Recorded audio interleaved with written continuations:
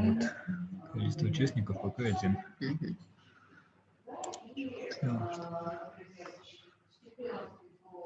Вот пошли участники. Вот, принять.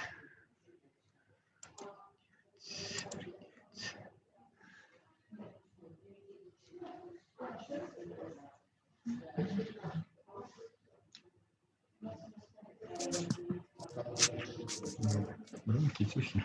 Да, прибавим сейчас звук.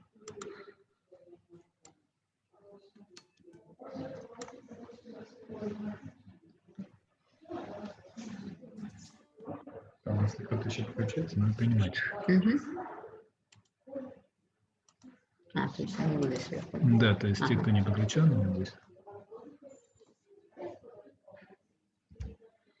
Вот их видно, у кого микрофон включен, у кого выключен, у кого видео, то есть как бы.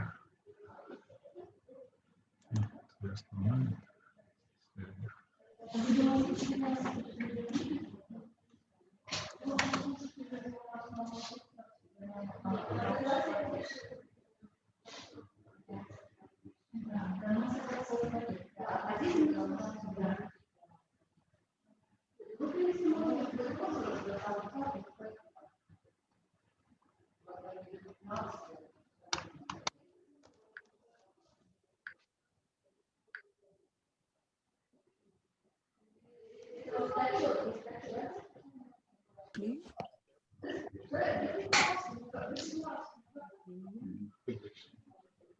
Так, видео включить, видео.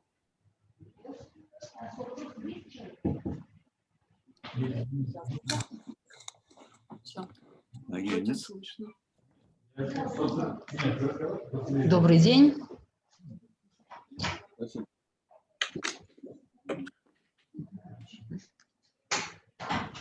Коллеги, добрый день.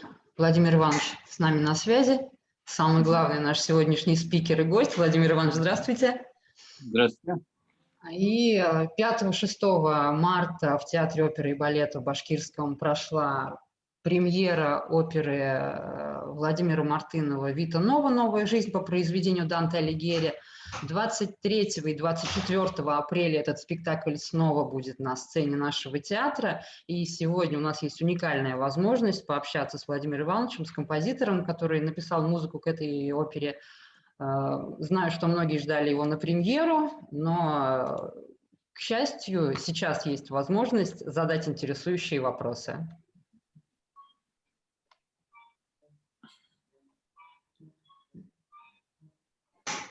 Сейчас у нас подключается еще.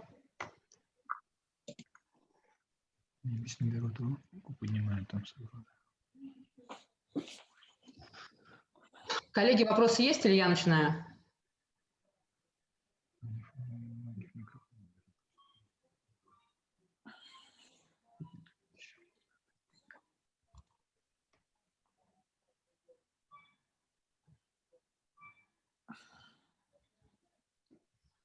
Ну, пока все опаздывающие подключаются. Владимир Иванович, вы видели запись оперы? Еще нет, нет. Дело в том, что просто у меня сейчас была такая напряженка, у меня тоже фестиваль был, и потом у меня сейчас вот презентация книги была, я только сейчас вот отошел, и вот сейчас вот готов посмотреть, но еще не смотрю. А отзывы не читали еще? Нет, еще нет. Ага.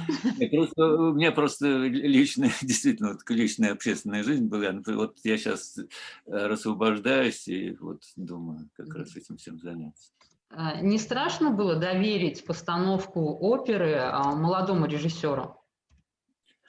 Ну, наверное, как раз, вы понимаете, может, не страшно, потому что молодому-то и надо доверять. Я уже со старыми работаю, и, значит, как вам сказать-то, я вот с Васильевым, с Любимовым, с этим поколением, да, вот поколение Серебренникова, там, Юхананова, как-то мимо меня прошло, вот теперь, как сказать, помогло же, вот как раз, наверное, и пришло время чего-то попробовать.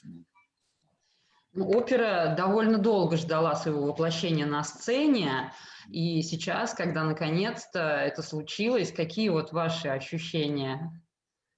Ну, вы знаете, трудно сказать, потому что я еще действительно не видел ни результатов, не читал опыта, но трепет какой-то, потому что, ну, действительно, вот как сказать, тут и рискованное само, как сказать, само музыкальное решение достаточно рискованное, и, в принципе, вот этот риск я полностью испытал на себе, когда это была лондонская и нью-йоркская концертная проблема. Но здесь еще как бы все усугубляется, еще, наверное, вот эта рисковость еще и постановочной части. Ну вот мне пока трудно сказать, поскольку я еще не видел, не слышал. А не собираетесь к нам в Башкирию прилететь уже в апреле на... Думаю, да. Просто, понимаете, да, здесь вот разные такие...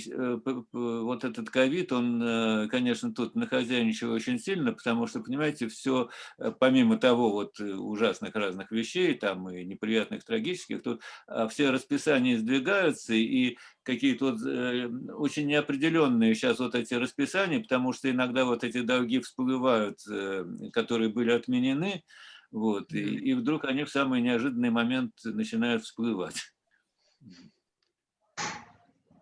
Коллеги, вопросы есть у кого-нибудь?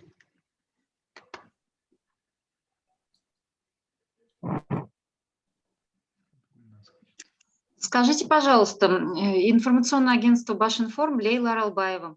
Вы, когда режиссер Елизавета Корнеева работала над оперой, она говорила, что находится с вами в постоянном контакте. Что-то дорабатывалось именно для уфимской постановки? Или все было в таком же виде, как было написано в оригинале? И в чем заключалось ваше взаимодействие с режиссером нашим? Ну, во-первых, взаимодействие, вот, ну, это нормативное, как сказать, взаимодействие композитора с режиссером мы очень много обсуждали, и до того, как она приступила к этому делу, и в момент, и тут вот как-то какие-то с ее стороны были предложения, вопросы, и с моей стороны тоже это все было. В общем, существенных каких-то перемен, дополнений не было, были какие-то сокращения, вот, и они вполне так оправданы, потому что каждая постановка, и это определенная ситуация, это определенная пространственная ситуация театральная, это определенная ситуация социальная, потому что разные города, разные ситуации.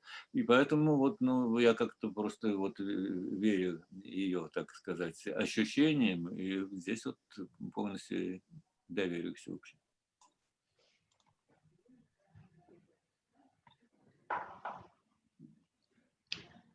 По поводу сценического воплощения, точнее сценографии, костюмов, художник также была молодая, Екатерина Гений.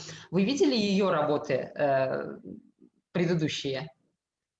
Да, я вот так немножко, в общем, потом я уже посмотрел, в общем, вот в то, что было доступно мне, да, и, в общем, вот я не знаю, что она в данном случае сделала, но, во всяком случае, то, как мы оговаривали с Елизаветой тоже, в принципе, то есть у нас какой-то консенсус был, в общем, и взаимопонимание тоже было, но мне сейчас очень трудно сказать, потому что я не видел этого результата, и я надеюсь, что вот, во всяком случае, когда мы это все обсуждали, у нас, мне кажется, было полное согласие и взаимопонимание.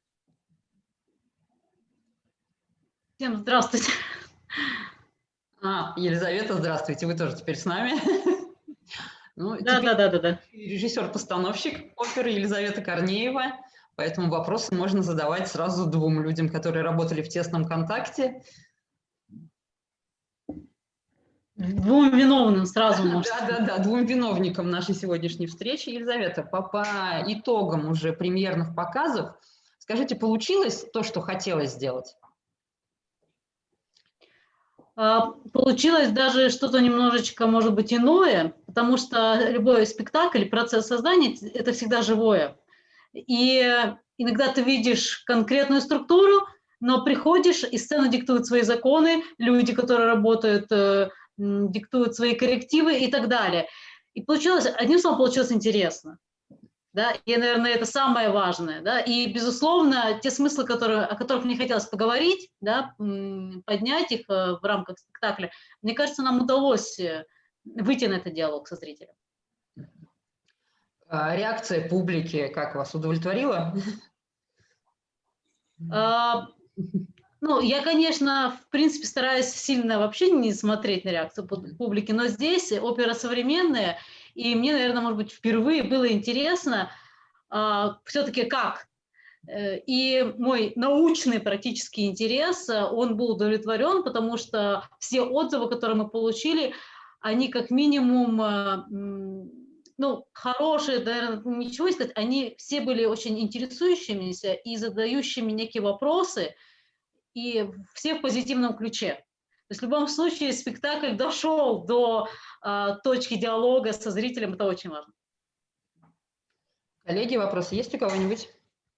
Владимир Иванович, скажите, пожалуйста, о музыкальных истоках оперы, о стилистике. Там мы вот слышали и хорал, и какие-то отголоски советских песен. Можете подробнее раскрыть, из чего растет музыкальный материал?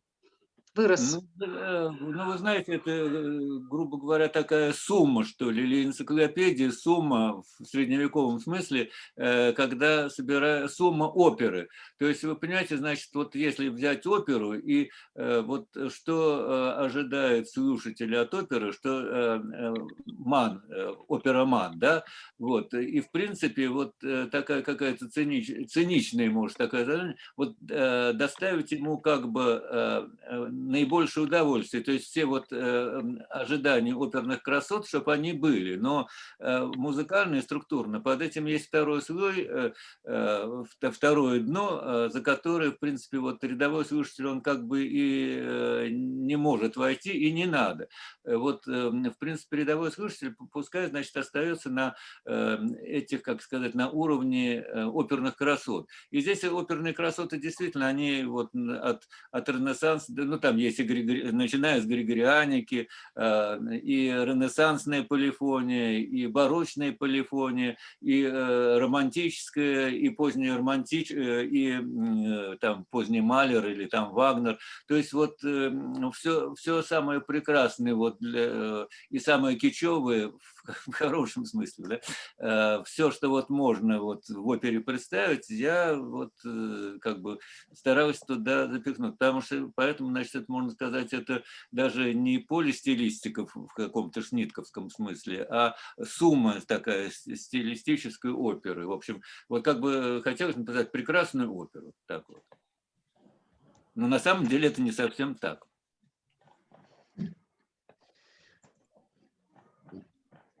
А можно еще в целом узнать, над чем вы сейчас работаете? Какие-то еще у вас есть замыслы оперных произведений? Или, быть может, вот вы же писали после создания оперы еще книгу «Казус Вито Ново». Может быть, у вас еще литературные какие-то есть в работе? Ну да, нет, ну прежде всего, если я музыкально говорю, я сейчас вот только что со встречи пришел, поэтому у нас вот готовится такой большой проект «Вертеп». Это, ну, к Рождеству, к следующему. Это большой такой, как бы, тоже видеоспектакль такой, который должен быть в заряде. Большое представление такое с вертепом внутри. Вот, вот, к сожалению, сейчас из-за ковида у меня не состоялось, для меня очень важная тоже была с Кронос квартетом премьера должна быть, но вот из-за ковида она не состоялась. Там для 3 квартетов, тоже, кстати, в заряде. Вот, а сейчас вот я почему тоже был так очень занят, потому что у меня сейчас вот на нон-фикшн, сейчас вот закончилось нон-фикшн, у меня, значит, вот была тоже презентация книги, 2-й том книги «Перемен». Это тоже такая книга по 1000 страниц. В общем, я сейчас вот этим, в общем, занят. А если вот музыкально брать, еще раз повторюсь, это вот вертеп, который мы сейчас вот готовим тоже к Рождеству. Владимир Иванович, а можете порассуждать, есть ли будущее в целом у оперного жанра? Сейчас, может быть, опера в неком кризисе находится, как вы считаете? Ну, понимаете, что если говорить о кризисе, то не только опера находится в кризисе. В кризисе находится человек как таковой. Homo sapiens находится в кризисе. Поэтому все, что он с чем связан, неважно, опера, там, литература, живопись, это, конечно, все кризис. Но, вы понимаете, кризис – это, в общем, не всегда что-то плохое. Да? Кризис – это, в общем, ожидание каких-то решений.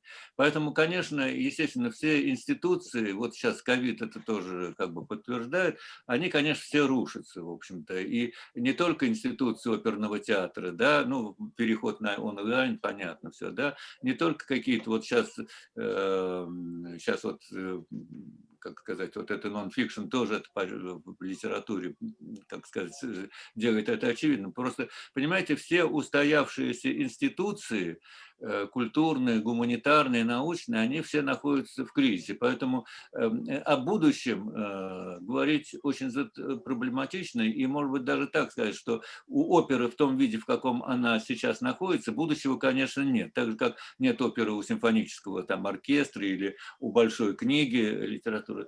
Но есть, вот, если мы это почувствуем, что мы находимся на какой-то вот грани, где это больше невозможно, то вот всегда, понимаете, есть возможность невозможного.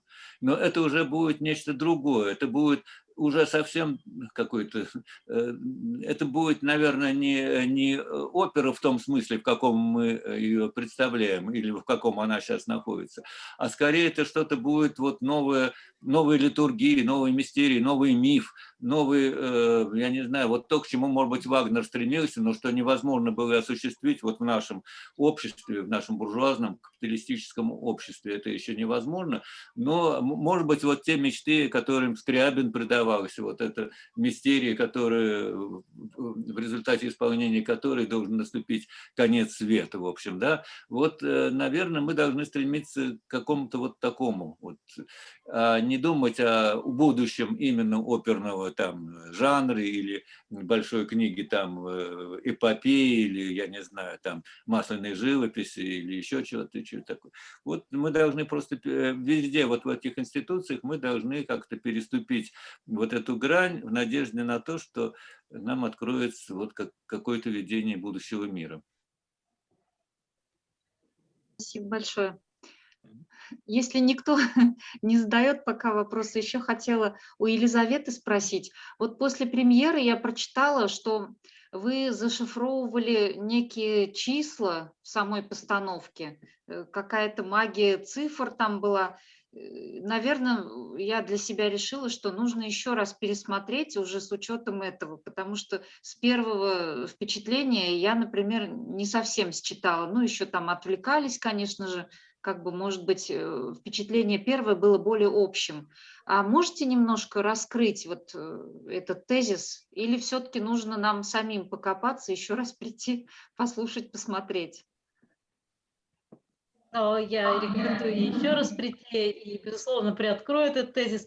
Это не я придумала эти числа, это Данте виноват, потому что он был мистиком, это Владимир Иванович тоже виноват. Потому что есть достаточно значимое для всего человечества, не просто для меня или для спектакля, числа. Это 3, 6 и 9. И, безусловно, отойти от них и не обратить на них внимания я не могла. И весь спектакль строится на этом триединстве. Из 3 вырастает 9, о которой с самого начала Данте говорит, им было 9 лет Беатриче, 9 лет Данте, когда они встретились. Эту формулу выводит сам герой по либретто. И это, наверное, непростая цифра для него. Она является божественным символом. Поэтому весь спектакль строится на этих цифрах. На 3, на 9 и на 6. То, что происходит, является неким кратным этому. Ну, мы старались придерживаться, может быть, иногда где-то там есть из-за условий, да, какие-то отходы, но они тоже не должны быть заметны. Владимир Иванович, вы со мной согласны, что цифра 9 это... Да. Ну, просто, понимаете, Данте это такой вообще специфический автор, если так можно сказать, если его вообще автором можно назвать. Если вот мы возьмем божественную комедию, ее даже, может, не обязательно читать, потому что достаточно, как сказать, вот наслаждаться лицезрением структуры часовой. Вот, да, просто, понимаете, вот все события, которые там описаны, это второстепенно. совершенно все. Вот эти три кантики, три терцины, в общем, и слагается вот там золотое сечение и так далее. Сейчас мы не будем перечислять. Кстати говоря, вот это одно из вот частей вот того двойного дна, о котором я говорил. И, конечно, вот это 9 очень важное тоже число. Просто нет, где-то Данте вообще проговаривает, что Беатриче это вообще есть 9. Вот, Число 9, да, в да, самом конце. Божественное совершенство – это триада, возведенная в 3, да, трижды 3, 9 получается, да, то есть это, понимаете, значит, собственно говоря, тут уже можно говорить о каком-то пифагорействе таком, потому что в конечном итоге вот все мир феноменов – это все приходящее, а числа – это вечное, и поэтому вот эта девятка Беатриче, причем если тут сейчас не будем в языковые какие-то вдаваться тонкости, хотя это тоже очень важно. 9 – это и дева тоже, да, и в принципе это очень большое мифологическое значение имеет в виду вот в разных таких, не просто языковых, а праязыковых, архаических вещах. Девятка очень такое существенное число. Вот, и поэтому, конечно, здесь вот числовая символика, числовая мистика, и вот в моей музыкальной партитуре занимает очень просто, в общем, краеугольное место. И я думаю, в постановке Елизавета не прошла мимо этого. Ну, если приоткрыть шторку, да, каких-то символов, то вот мы уже два ключика из них назвали. Первое – это начало с девятки, да, когда мы говорим о том, что и Беатриче Данте при знакомстве было ровно 9 лет, и не просто так это описывается, да, и финал, когда Данте приходит к выводу о том, что Беатриче есть цифра 9, есть вечность, бесконечность. И если говорить о спектакле, то он, в общем, постоянно идет на триединстве. У нас есть 3 поля, которые работают, у нас есть 3 плана и так далее. У нас 3 героя на сцене. И все это рождается каждый раз из этих чисел. Поэтому второй раз спектакль можно прям как математически посмотреть. Ну, так как-то ничего, то есть тут много можно чего добавить, но это уже специальные такие разговоры пойдут. Это философия. Вот. Насколько я понимаю, Вообще хочется поблагодарить за этот спектакль. На самом деле он был очень интересный. И, Елизавета, вот очень большая ваша работа видна была. Прямо в каждой мизансцене была видна режиссерская мысль, что не просто так, а все имеет глубокий смысл. И когда хочется, во-первых, пересмотреть спектакль, во-вторых, переслушать еще, вернее, во-первых, переслушать музыку, пересмотреть спектакль, и, естественно, перечитать первоисточник Данте, потому что Спасибо большое.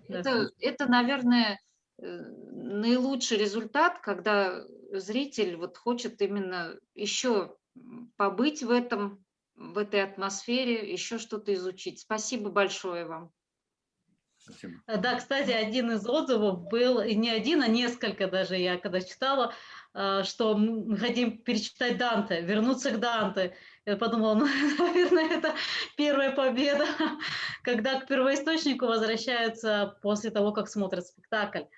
Это, наверное, тоже много значит, у кого какая реакция возникает. Спасибо большое за комплимент.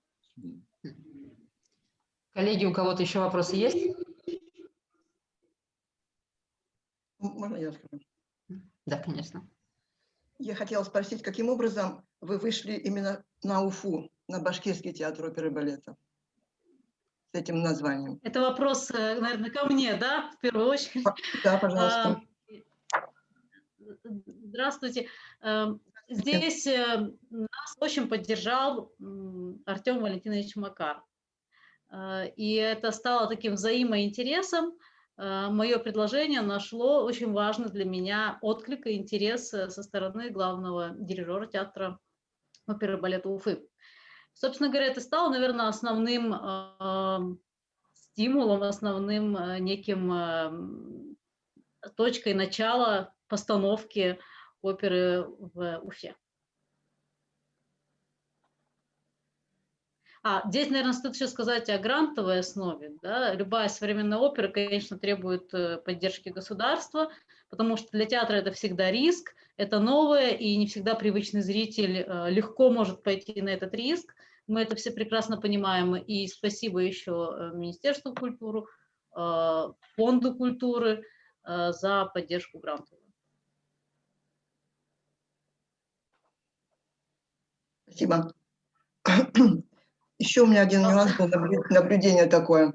Я наблюдаю за реакцией публики всегда, и в этот раз в фойе тоже внимательно наблюдал за тем, как ведут себя присутствовавшие на спектаклях зрители.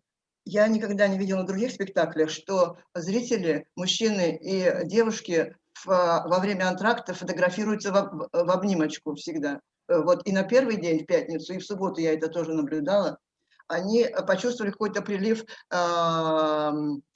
какой-то влюбленности, я так бы сформулировала, и наверху, и внизу, когда вас ожидал с камерой оператор, перед его камерой построились, значит, опять в объятиях молодые люди и девушки. Это какой-то отдельный, как говорится, результат вот этого спектакля, музыки или вашего замысла? Хочется верить, что да. Конечно, мне кажется, Владимир Иванович, мы с вами специально этого точно не делали, но это очень приятное. Все-таки мы говорили, поднимали один из самых великих мифов о любви, Данте и Беатриче, и очень приятно, когда эмоциональная реакция идет в сторону положительного, в сторону сближения человека и человечества отсюда, наверное. Спасибо. И у меня еще один вопрос был. Значит, я повстречала тех, кто был на спектакле, кто прямо говорит, я ничего не понял. Вот что с ними делать? Пригласить их обязательно второй раз. Пригласить второй раз, можно устроить встречу. Это нормально, когда зритель ничего не понимает. У меня тоже такое случается. Насколько я, в общем, достаточно грамотный зритель, со мной может такое происходить, и это не должно стать отрицанием творческого некого продукта, наоборот, только уходить в степень большего интереса к нему и добиваться этого понимания. А иногда, как вот мы уже с Владимиром Ивановичем тоже говорили, понимание не нужно, иногда не нужно читать божественные комедии, иногда нужно просто поверить себе, свои эмоции и углубиться, и что-то внутри нас будет приближаться к вечности, что ли, к новой информации для нас. Спасибо. Да, но здесь знаете, что надо сказать? Вот что надо понимать? Тут, конечно, можно сказать, что если вот брать драматургию саму текстовую, то она действительно достаточно непривычная и, может быть, сказать, сложная, потому что здесь нет, как сказать, прямого развития событий, как там в «Кармен», допустим, или в «Евгении Онегине», или там в «Пиковой даме». Здесь нет единого сюжета, здесь пучок сюжетов, которые перемежаются и вкладываются как матрешки друг в друга. Поэтому, конечно, если вот там выискивать вот какую-то такую сюжетную линию, то ее, конечно, я вот понимаю тех людей, которые не понимают, потому что тут вот опять-таки какая-то матрешечная такая вещь, что все действие вложено одно в другое. Вот, и поэтому, мне кажется, здесь есть вот эта какая-то препона к пониманию, но мне кажется, что она снимается, чем вот она должна сниматься, что, ну, если люди не понимают, то и не надо тут особенно понимать, потому что там есть стихи, вот чисто музыкальные, вот эта влюбленность, может быть, которая заставляет потом обниматься, а те, кто захотят разбираться, действительно, там надо немножко приложить усилий. Вот здесь это очень важный момент, потому что здесь для тех, кто хочет понять, надо, как сказать, надо начать понимать. Но такого условия нет, потому что можно ограничиться просто вот таким, грубо говоря, поверхностным удовольствием слушания и какого-то вот красивого, интересного видео, такого, то есть, ну, я имею в виду сценографию. Вот. А кто хочет углубляться, это уже надо некоторые усилия приложить. А что бы вы предложили этим людям сделать дома? Что почитать? Ну, во-первых, просто, понимаете, вот прочесть вот Витынова, да, потому что это удивительная вещь, да, и когда вот люди с ней вот соприкоснутся, они увидят, что это удивительная форма, где переплетается и проза, и стихи, и там рассуждения об итальянском языке, потому что это одна из первых вещей, написанная на современном итальянском языке. То есть это тоже какая-то энциклопедия, там тоже есть вот эта форма матрешки какая-то, да, то есть вложена то есть это не есть линейная какая-то, хотя там есть и линейная, конечно, вот эта составляющая, но она второстепенная. Просто надо вот тем людям, которые не вот как говорят, не поняли, пускай попробуют прочесть вот этот текст Витынова. Это небольшая книжечка достаточно, это не то, что там «Божественная комедия» или «Война и мир». И вот тут мозги начнут работать сразу совсем в другом направлении. Мне кажется, что весь ключик находится в самой Беатриче. Это и есть основа сюжета и в опере непосредственно, и в новой жизни. Это то, вокруг чего строится даже эта матрешка. Да? И мне кажется, отчет должен идти от нее. И тогда можно будет дойти и до Данте, и до всех тех символов, диалог с которыми мы устанавливаем в спектакле. Ну, мне даже немножко трудно сказать, потому что, вы понимаете, ведь, собственно говоря, если мы говорим о Беатриче, да, то в конечном итоге, ведь можно сказать так, что Беатриче – это плод воображения Данте, потому что реальная Беатриче, она была замужем, имела детей, умерла там в 25 лет совсем по другим причинам, да. Собственно говоря, вы понимаете, здесь, наверное, все-таки главная тема и Беатриче, и Данте, они, собственно говоря, как сказать, это не очень хорошее слово, скажу, марионетки, в общем, да, в возвышенном смысле, потому что тема-то это вот любовь, да, и ведь вот когда божественная комедия Данте кончается, любовь, что движет солнце и светило, да, вот, любовь действительно это то, благодаря чему существует Вселенная, собственно говоря, и, собственно говоря, и Данте, и Беатриче это аватары вот этой любви, как бы, да, то есть они проявление этой любви, значит, вот мысль Данте заходит дальше их, как бы, дальше вот этих самых аватаров, поэтому и говорит это девятка, да, девятка это самое совершенное, что может быть. Вот. И поэтому в какой-то степени, если так можно сказать, он перешагивает даже за реальность Данте и Беатриче, себя и предмета своей любви. И вот эта лучезарная любовь, которая все ослепляет и все, так сказать, в чем все растворяется практически. Спасибо. Владимир Иванович, а вы, когда создавали оперу, вдохновлялись своей Беатриче? У вас была своя муза? Ну, вы знаете, что да, тут дело в том, что ведь там очень интересная вещь у меня, как говорится, понимаете, мне кажется, что все художники вообще, да, должны пройти вот это, как сказать, историю отверженной любви, да, то есть вот люди, которые не испытали этого, они вообще-то мало чего могут понять. Может, они могут что-то понять, но вот что-то сделать принципиально не могут. У меня тоже была такая история, которую я много, так сказать, писал. И мне кажется, вы понимаете, вот вообще вот неразделенная любовь, это очень, это, как сказать, это инициация вообще, да, потому что вот вы знаете, что в примитивных обществах, там, у амазонских индейцев или там в Африке, любой мальчик, чтобы стать воином, да, он должен пройти инициации. Иногда эти инициации бывают очень жесткие, там, допустим, рукавицы, которые набиваются вот этими жуткими муравьями, это вынести невозможно, но только вот после каких-то вот жутких таких испытаний или там других, отрок становится мужчиной и воином. Так вот, мы живем в галактике Гутенберга, значит, в книжной такой галактике, да, и здесь вот, мне кажется, инициация это неразделенная любовь. Об этом, это вот, ну, Данте начал, да, там Петрарка, или она может быть разделенная, но умирают там люди, или там Ромео и Джульетта, или вот все там Тристан и Изольда, там, допустим, да, то есть любовь и смерть, то есть вот это такая тема, которую обойти невозможно, то есть любовь у нас, в общем, как сказать, в наших земных условиях, она как бы не во всяком случае, та любовь, которую подразумевает Данте, она в земных условиях невозможна.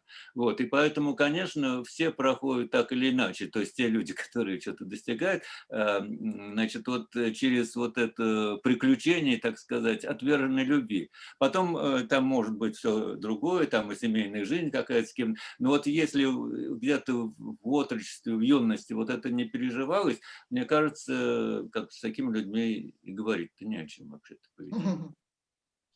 Но вы ничего конкретного не раскрыли. Вы знаете, об этом я ничего не расскажу, об этом у меня несколько книг об этом написано. Хорошо. И вот, Будем так что, читать. ну, в принципе... А назовите их, пожалуйста, Владимир Иванович. Что это за книги? Мне кажется, это может быть интересно.